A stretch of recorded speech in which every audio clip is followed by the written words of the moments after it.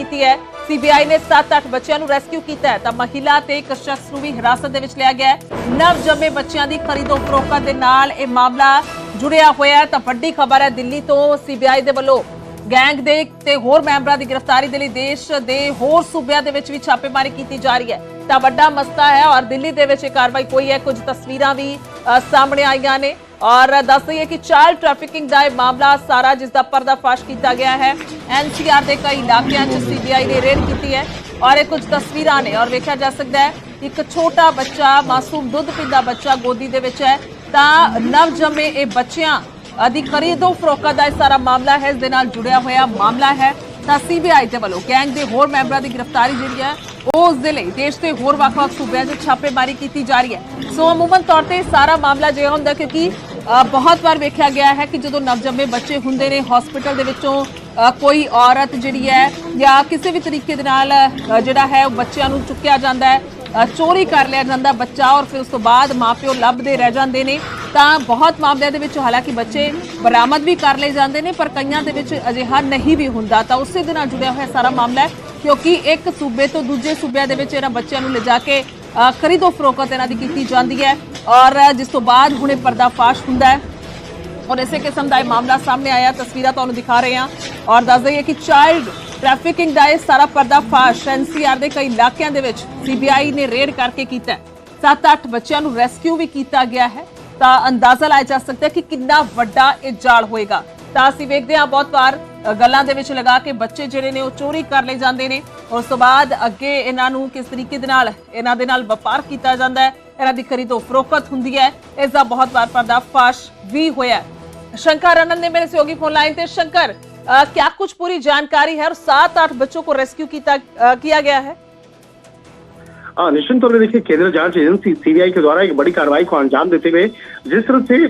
7-8 बच्चों को रेस्क्यू कराने की जानकारी मिली है और एक तरफ से कहा जा सकता है कि एक तरफ रेस्क्यू किया गया तो वहीं दूसरी तरफ एक पूरे इस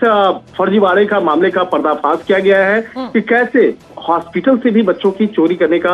मामला जो है कुछ ऐसे आरोपी हैं जो इस तरह के मामलों में जुड़े हुए थे उसकी भूमिका निकल के सामने आई है तो वो मामला भी निश्चित तौर पर बेहद चौंकाने वाला है। और जिस तरह से हमारे सूत्र बताते हैं कि आज तकरीबन 1 दर्जन से ज्यादा लोकेशन पर सर्च ऑपरेशन की कार्रवाई को अंजाम दिया जा रहा है। नीरज और इंदू नाम के 2 ऐसे आरोपी हैं उनको भी हिरासत में लेने की खबर आ रही है और इस मामले में विस्तार से उन दोनों आरोपियों से पूछताछ की जा रही है और इसके साथ ही इस पूछताछ के दौरान में तमाम जो इनपुट्स मिले हैं उसी के आधार पर 7 से 8 बच्चों को रेस्क्यू भी कराया गया है। और ये जो छोटे छोटे बच्चे हैं जो नाबालिग बच्चे हैं उसके परिवार वालों से भी पूछताछ की जा रही है जो आरोपियों का शक्ल